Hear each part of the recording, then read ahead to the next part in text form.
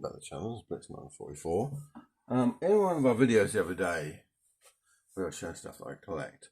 I sort of tried to quickly show people like a quick difference between a combat backle and a dress backle. Yeah. Yeah. So in this video, I thought I just like show that again in a bit of detail, really, and we can discuss obviously the different types of German army. We're going to go army. That's one. Yeah, okay. Army. Or here backles. This is obviously not all we have in the collection. It's just a very small selection. This is, isn't it, Alex? Yeah. Now, so this one here, we'll just do a quickly overview, then we'll get into more detail. So here's his dress buckle. Yeah. Here's your mid-war steel one, steel belt buckle. Yeah. Yeah. No tab on that. Yeah. Yeah. Here's an early, so like about 1940, 41 steel buckle. Yeah. Has its original tab. This is actually from Alex's collection, isn't it, Alex? Yeah. Yeah. And at the back we have an aluminium buckle. So these were pre-war and early war. This one's actually a battlefield relic. Yeah. I just wanted to show you so obviously you can see how the fixing is on the back. Yeah. Actually really good condition. This one was found in Stalingrad. This was. Yeah. It's quite a nice piece of the collection, really, isn't it? Yeah. It's still not bad, really. It's still got the original paint on it, especially when the back you can see it. And anyway, so we're just going to look at the different types, and then lastly we've got a very nasty fate to look at. Yeah. Yes. just in case you ever think that might be a dress buckle, it's not. Yeah. Okay. Right. So first of all, I'll start kicking stuff in the background. Let's have a look, Alex. Yeah. At a dress buckle. Yeah. So Alex, you can see this. So do you know?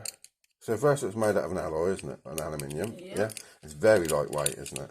Yeah. Very light. And I mean, compared to an actual like aluminium sort of like combat one, yeah, which is also light. This is obviously quite a bit lighter than this. Yeah. The construction is not as heavy as this. Yeah, and this one's obviously worn because it's obviously a battlefield relic. So it's missing a few bits as well. Yeah. Right. So what for you, Alex? So you're looking at this now. Yeah. Computer show. Pick this up. How would you tell this is a dress buckle, not a combat one? So first of all, by how it doesn't have a lot of paint on it. Well, it doesn't have any paint. No, so it was never painted, obviously, was it? Like it's never had any. Right, okay, fair enough. Yeah, so that's from the front. Yeah. When you just look at it like that, you're like, oh, it looks like nice. That's nice quality. That's to look at. Yeah. Yeah. Okay, what's next? What would you do then? I'll turn it over. So you can see at the back there that instead of like the clip that I would normally have. Right, so let's have a look at an aluminium one, because obviously steel ones are completely different, aren't they? I forgot what they're called. Yeah. So let's turn the aluminium one over. You have that one. Yeah, so that's got they actually have it's moulded into it. Yeah. Yeah. Obviously, you can see the prongs. Can you see the prongs? Can't get in them points right there. See how thick they are? Yeah, and they're basically like not thick at all, basically. And see how obviously that hooks into the belt here. You can see obviously it's a lot more heavy duty, isn't it, on the combat one? Yeah. Yeah. What else can you see from that, Alex? What else stands out to you compared to the back of this one to that one? That you can't actually see like this one. You can actually see like the front bit from the back. It's moulded as one piece, isn't it? Yeah. Well, this isn't. How can you tell it's not moulded as one piece? Because you can't see the actual deck on the back. And what are these little bits here? Those are... Yes. Now, what are they? So what this is obviously it's made, so this front bit here is actually separate to this back. So all they do is they push it through, and these little tabs here, they then just bend them over. Yeah? Yeah. So this is like, this is two-piece construction, basically. Yeah? Yeah. Where the combat one isn't, it's a one-piece construction. Yeah? Yeah. So we thought we'd show you, obviously, because obviously when you're looking at dress battles, obviously when you look at next to a steel one, it's obvious, obviously, that this is a combat buckle, and that's not, isn't it? Yeah. But when you look against an aluminium one, because a lot of these, because obviously the paint wore off quite easily on these ones. I mean, this one's not bad, because it's been in the ground, it's still got some original paint.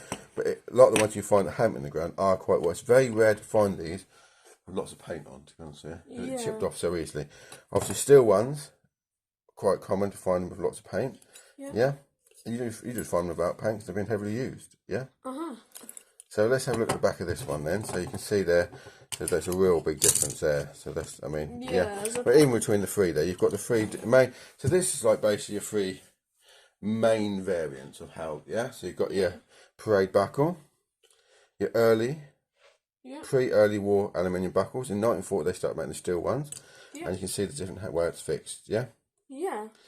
Okay, this one does have a maker's mark on there, which I can't see in this light. I have to get me magnifying glass. I think this one's dated 42 if I remember correctly, but I'd have to get me. I haven't put a label on that yet. That's bad, isn't it? Normally when the maker's mark, I just put labels on, don't I?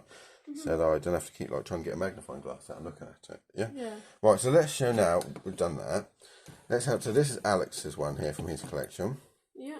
This would have been green painted. It's obviously just very well worn. Yeah. But at least it's still got its original tab. Again with the maker's mark, which is a bit faint.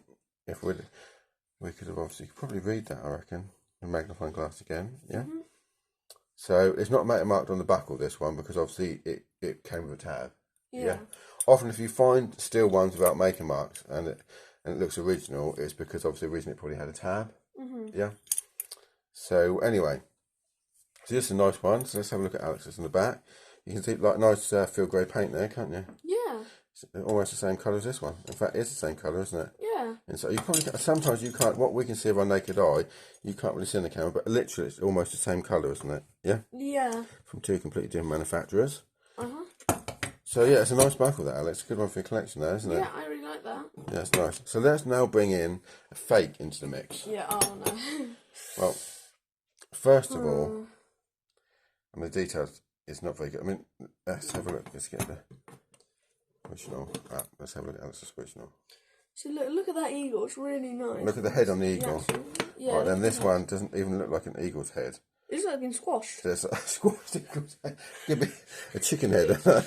Anyway, we shouldn't. But they are what they are. So if we're doing reenactment, I mean, you could paint that up. Great. It doesn't matter. It's on your back. No one's going to see, are they? Yeah. But obviously, some people might try and say this is dress buckles. They're not. Obviously, it's made from steel to start with. Yeah. Yeah. Now let's have a look at the back here. I mean, how this is held on is all wrong. It's been like brazed on there or something, isn't it? Yeah. Yeah. The pins are much too thin. Yeah. They're literally just. Let's have a look. I mean, you know, it's obvious, isn't it? That's completely wrong compared to. Yeah. So if we look at a fake on the back. Let's use your original. Let's use your original again. Now there's Alex's original. Yeah. Yeah, and then have a look at another original here. It's a better one. So still got a lot of paint on this one. Yeah. Yeah. Have a look at the fake again. Yeah. You can see, can't you?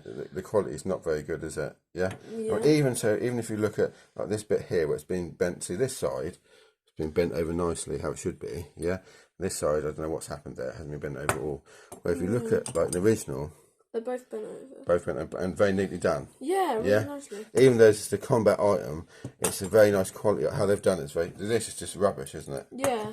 It's absolutely. But yeah, you just want to bring that into the mix just to show you, obviously, like a very bad fake. Now there is a lot of better fakes. There's some very nice fakes out there now. They are getting some good ones. Yeah. I'm thinking about buying a couple of the top of the range fakes, but they are like 30 odd quid, so it's not as if they're cheap. But I'm thinking about buying them and then doing a video to show the difference between a really good fake and an original. And then an original, yeah. Yeah, because they can fall a lot easier rather than these original. Rather than these cheap rubbish fakes. Yeah. Yeah. So how much was that buckle? Which one? The cheap one. Oh, the cheap fake. Oh God, $9.99. $9.99. Whoa, that's not. Which is alright. Yeah, for reenactment, it might have been like $7.99. I can't remember now, but it was under a tenner, like around that sort of price. Yeah. So it's alright for reenactment. Yeah, but you spray that up, feel grey, put it on the belt. Yeah. Yeah, I mean that'd be fine, won't it? Yeah. But when you're actually looking at it, if you're like trying to sell it on for original. Also, as well, something to point out on this one, like the prongs here, like are really sharp ones, like little needles, obviously. Yeah. If that went wrong on your back and ended up sticking in your stomach. Yeah. Not probably the best. These ones, they're not like. No, they're not. No. They're actually blunt on the end. Yeah, well, they are pointed, but it's blunt. The actual point is blunt. Yeah, basically. the point is blunted. Yeah. To where it doesn't actually, if it does like come loose, and it doesn't stab you in the stomach. It'll probably kind of hurt, but it wouldn't hurt as much as being. No, I mean this is ridiculous. I'm just pointing that out. It's ridiculous. Yeah. Yeah. Right. So anyway, which is your favourite belt buckle there of all them, Alex? I like this one because it has the tab. Yeah, that's a nice one, isn't it? That's lovely. I love that. Yeah, for me it'd be between. I mean, this is lovely. I mean, this is actually did come from Little Stag Up in Stalingrad. So that in itself is a nice fact, isn't it? Yeah. If I had to choose two though, probably these two because Yeah, that's fair enough. but it's actually quite hard to choose between these two. But I would choose this one just because the tab. Yeah, that's fair enough, isn't it? Yeah, this has got a nice amount of paint on it, hasn't it? Yeah, but it's been worn, but not like overly worn, if that makes sense. Yeah. Yeah, not like overly worn to where it's just lost all its paint in that. Yeah. But I should have looked up the maker's mark before we start the video, really. Oh well, you can't do everything, can you? Yeah. Anyways, we're near the end of the video now. We are, and obviously, like for me, I wouldn't pay as much for a dress buckle. Yeah. They don't cost as much. So a dress buckle is not as worth as much as a nice steel buckle that's got lots of paint on it still. Yeah. Yeah. If it's an earlier steel buckle with lots of paint and a tab, that's worth even more. Yeah. Yeah. So I wouldn't. I mean, I got this in a job lot, so I don't know. I wouldn't pay more than about for a dress buckle, probably £40. £40. Yeah, probably at the most, maximum. Sort of. Yeah, that's a fair price. These are going up in price now. Just normal army buckles. Yeah, they're going up like anywhere between sort of like 70 to like I've seen them go anywhere between at shows from about £70 to like 250 quid. Like I mean, I wouldn't. It's just a belt buckle. I wouldn't pay 250 quid for a belt buckle myself because sometimes if you get a nice one, like I say, an earlier one like a 1940, 41, where it's still got the leather tab and like and this amount of, like nice amounts of paint, people want like 250 quid. I think that's a bit expensive. That 250. is. That's too much. Yeah. In order to be fair, I normally, if I was selling something, I'd sell something for the price that I would buy it for. Yeah. Alex had an aluminium buckle, didn't you? Yeah, but I sold it. He sold it last minute fair because obviously for Alex, he obviously wants the money to buy uniforms he can wear as well. But Alex uses. I mean, he uses this, don't you? Yeah, it's. I mean, it's a good sturdy buckle. I mean, there's no paint on the front, so we don't worry about it. And it's lasted me quite a good while. And he actually uses that on his belt. I mean, it's not like it's going to fall a bit or anything, so it's fine. You know, he uses that for his reenactment uniform, don't you? Yeah. Well, he doesn't do reenactment yet, I don't do reenactment, but like my post reenactment uniform. Well, not post, is it? You're sort of like pre-reenactment uniform. Oh yeah, pre, not post means after, doesn't Yeah, it? yeah. So, yeah, I haven't done reenactment. Well, so sometimes we go to a show, and if they allow, it's because not all shows allow. If he's allowed to wear his German stuff, sometimes he does, and so it's nice to have. I used to wear some original bits and pieces. Well, a lot. In fact, I used to wear most original bits. When I was doing like helmets and that. Because you couldn't get it. But yeah, it's nice to sometimes wear the original gear, as long as you're not messing it up. You know, as long as you're not, because Alex at the moment is not rolling about or jumping out in that half tracks and that, are you? So yeah, because then it doesn't like scrape up the buckle and everything. And he's got obviously in his pouch there, hasn't got no weight in them, so it's not causing any stress to the buckle, is it? So yeah. Again, if it was like this one, I wouldn't suggest you wore it for it because you could then start scratching this original paint off. Yeah, that would not be good. Which would be a shame, wouldn't it? Yeah, it would be sad. Because the paint is lovely, and losing that paint, it's just it's not nice. It's sad. So anyway, so let's have one last look at the really good one. Yep, that's amazing. The squashed head. His head's been squashed a little bit. And look at Just got a hammer. Look at the workmanship there. Whew, that's nice. That's amazing. Oh wow, that's really good. Yeah. So, I'm just being sarcastic, anyways. But yeah, so again, you know, if that's all you can afford, that's fair enough. You know, it looks good enough on display, doesn't it? Yeah. Yeah. One day you might find. I mean, even to me, right? So this, let's say it was 10. It was like between sort of like 8 and 10 quid, something like that. Yeah, for this fake one. This battlefield relic was around about £20. Yeah, I would rather have this. I know you can't wear it, obviously. Yeah, but at least it's quite. I mean, there's a lot of it left, isn't there? Yeah, I'd rather personally, if it was me, I'd have saved up the extra 10 quid, at least get a battlefield relic, rather than that. If there's any of your collecting, if you're going to wear it or you're going to put it on a mannequin, well, actually, you could actually use this for a mannequin, couldn't you? You could, yeah. Yeah, they're strong enough that I mean, it's a little bit obviously like pitted and that, but actually, it's actually still strong enough to put on the belt. Yeah, just make sure it's not fill up the pouch. Yeah, you can actually use that. Yeah, you could still use it if you wanted to. But yeah. But that is, I suppose, it serves its purpose, doesn't it? If you're doing reenactment and you know. If you don't have enough money to purchase a belt buckle, then you could just purchase one of those. Yeah, it is what it is, I suppose. It is what it is, yeah. They're not the best, but it's good enough for a reenactment because at least like if you scratch it, or like jumping out hard tracks and that, at least you know you're not actually scratching a real original like buckle with original paint on it. Yeah, so I mean, what was I going to say about collecting belt buckles?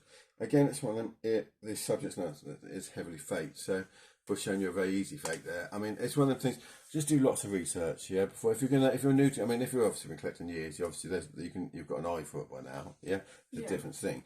But if you're new to this, if you're going to a show or even let's say an auction, auctions are probably a little bit more difficult unless you actually live nearby and go and look at the stuff. Yeah. You don't believe obviously what they say it's real on when it comes to belt buckles because there's so many fakes. But yeah, just do lots of research.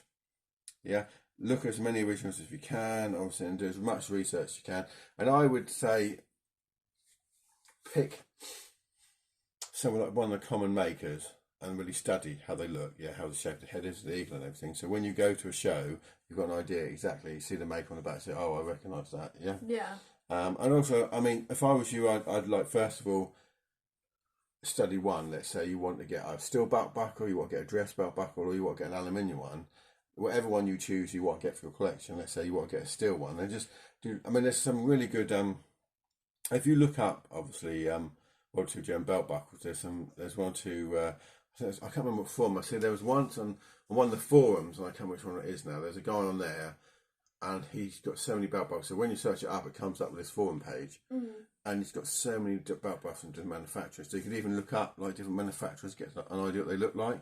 Yeah. But most, and also like the colour of the paints they used as well. It's important to know. Yeah. Yeah. It is a difficult subject to collect, actually. I think because obviously, like with the helmets, they're getting heavily faked now. But again, I think if you're new to collect, just really research it. Yeah. Really go into it. Look, try. There is a book out there which I can't remember what it's called. It's probably just called German Belt Buckle. I know who had some for sale. Bevo Militaria. I believe he's in Belgium. I know he has. I think the book's not cheap, by the way. It could be around. I think it's around like £200. It's not cheap. But if you've got a book like that and you're new to belt buckle collecting, you'd be alright because obviously that would have all the different variants in there and that. Yeah. I've seen the book. It's excellent. It's really nice, clear photographs of different manufacturers, their buckles and all that. So I mean, if it was me now, obviously I've been collecting belt buckles for how long have I been collecting, Alex? 40 years. So I've been collecting German belt buckles. Probably not. Let's say German belt was probably for about 35 because I didn't get my first one until I was a bit older. So I, you have an eye for it. Yeah, after 35. 35 years of looking at German belt buckles. Yeah. But if you're new to it, you don't have that eye or that experience. Yeah, I like anything like with this. I shouldn't. I mean, if I can find the name of the book, I'll have a look on Bevo Military. But have a look on his site. He's a very good dealer, but by the way, he does have some really nice original stuff. So someone like him with Bevo Militaria, I don't normally recommend dealers, but I'm gonna be honest. I've never ever seen anything on his site that I've ever gone, "Oh, that don't look right." Yeah. Yeah. Obviously, if you live in the UK, you've got to think about customs charges and that, so just be careful. Yeah. If you live in Europe, it's fine. But yeah, he's got I'll put his he's got a YouTube channel as well. Actually, I'll put that in the description. Yeah. So, do you know what? I've got a feeling that I might have even got. I've definitely bought something from him before. I've got a feeling that I even got this belt. I might have got this belt buckle from him. Yeah. I know I definitely got one without a tab from him. I'm sure it could have been this one. Yeah. I've got a feeling that it might have been that belt, and it wasn't that bad. So obviously, it was a fair price. If that makes sense. I can't remember what it was at the time, but yeah. So, but anyway, I think if I can find the title of that book, I'll put it in the description as well. Yeah. Yeah, and I just like if you're, it's a really lot of these reference books. Unfortunately, are very expensive. If anybody knows who collects German Militaria, there is some excellent books out there for collecting, but they are very expensive. Yeah. I mean, I've got one on infantry assault badges because I like to collect them, but I wouldn't collect infantry assault badges without the book because I never really collected infantry assault badges when I was younger. I didn't have the knowledge base just to go out and buy them. So I only started collecting infantry assault badges about 3 or 4 years ago, didn't I? Yeah. Yeah. And so I actually bought the book. The first thing I done was bought the book. And then studied it for at least like 2 or 3 months. I'm not even joking there, but and really looking at there. And then when I bought my first badge, I bought one online. I can't remember where I got it from. And then I looked at them and I got the one that they had there, and I got a magnifying glass looking at the pictures they had online. I looked at the pictures in the book to make sure.